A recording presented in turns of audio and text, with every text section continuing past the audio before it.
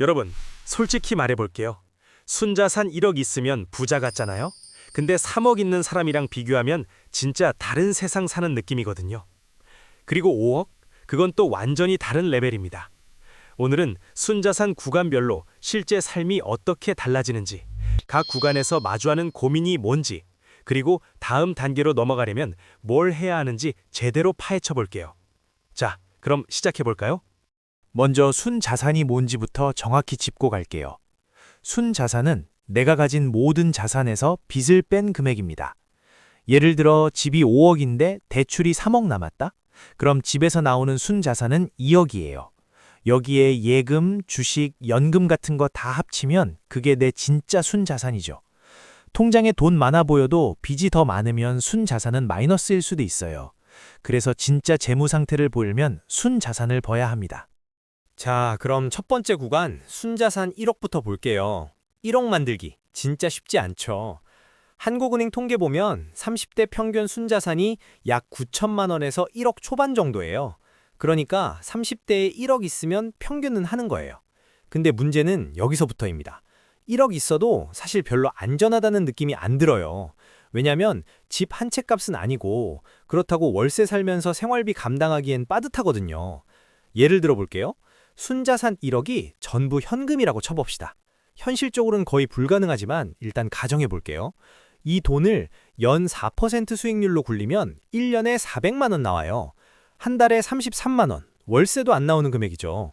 그래서 1억 구간에서는 아직 자산소득으로 뭘 하긴 힘들어요. 여전히 월급이 생명줄입니다.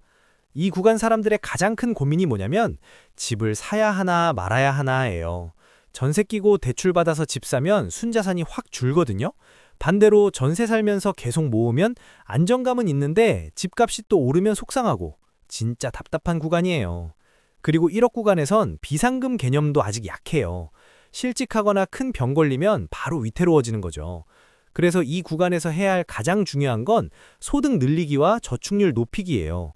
투자 수익률 1% 올리는 것보다 월급 10만 원 더 받거나 지출 10만 원 줄이는 게 훨씬 임팩트 큽니다. 자, 이제 두 번째 구간, 순자산 3억입니다. 여기서부터 분위기가 확 달라져요. 1억에서 3억으로 넘어오면 체감상 세상이 달라 보입니다. 왜냐면 3억이면 자산소득이 좀 의미 있어지기 시작하거든요. 3억을 연 5%로 굴리면 연 1,500만 원, 한 달에 125만 원 나와요. 아직 생활비 전부는 안 되지만 생활비 일부를 충당할 수 있는 수준이죠. 그리고 3억 있으면 심리적으로도 좀 여유가 생겨요. 갑자기 차가 고장나도 병원비 나와도 이거 어떡하지? 이 정도는 아니거든요. 비상금 개념이 제대로 작동하는 구간입니다. 근데 문제는 여기서부터 고민이 복잡해져요. 3억 구간 사람들이 가장 많이 하는 고민이 어떻게 투자하지?예요.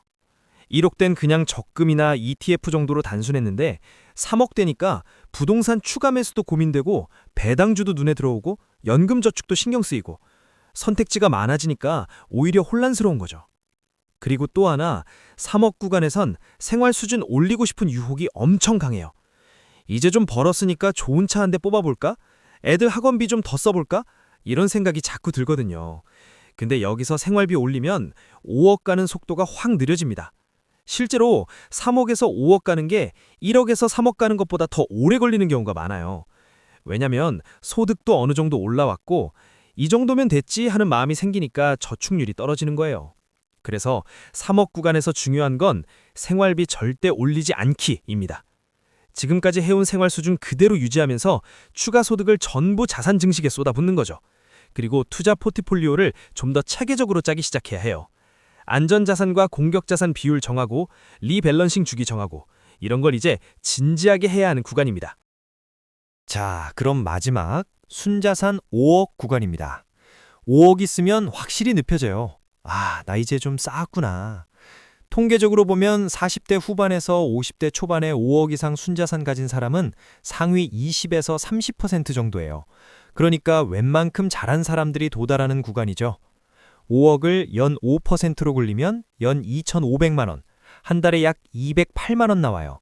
이 정도면 알뜰하게 살면 생활비 거의 다 충당할 수 있는 금액이에요. 그래서 5억부터는 일 안 하고 살 수 있을까? 이런 생각이 슬슬 들기 시작합니다. 물론 현실적으로는 아직 이른 구간이지만 가능성이 보이는 거죠. 그리고 5억 있으면 투자 선택지도 확 넓어져요. 부동산 추가 매수 여유 생기고 배당주 포트폴리오 제대로 꾸릴 수 있고 해외 자산 분산도 고려할 수 있어요.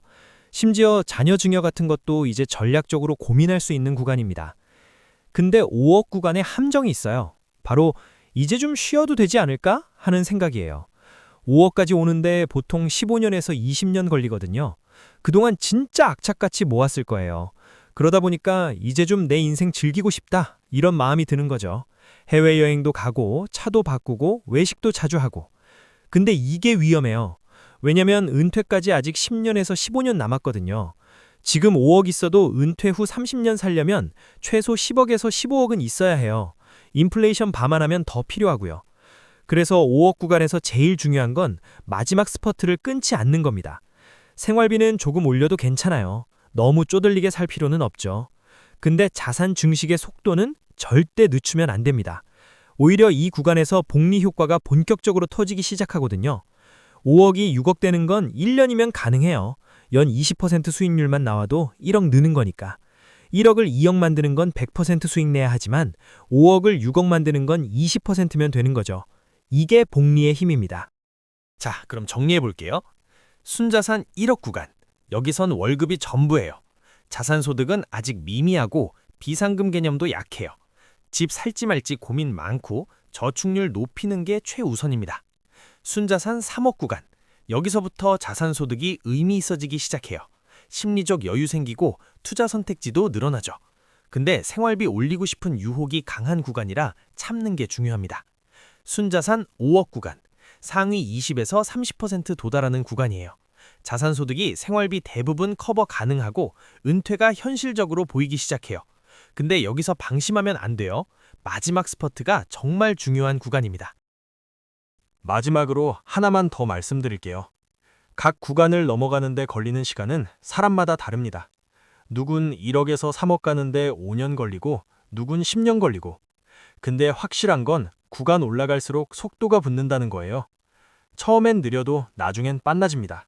그게 복리거든요. 그러니까 지금 1억 구간에 있다고 실망하지 마세요. 지금 하고 있는 저축, 투자, 소득 늘리기 노력들이 나중에 가면 폭발적인 결과로 돌아옵니다. 그리고 3억, 5억 구간에 있다면 절대 속도 늦추지 마세요. 지금이 진짜 중요한 때거든요. 이 영상이 도움됐다면 구독과 좋아요 부탁드려요. 여러분의 순자산 구간이 어디든 다음 단계로 넘어가는 그날까지 응원하겠습니다. 오늘도 시청해주셔서 감사합니다.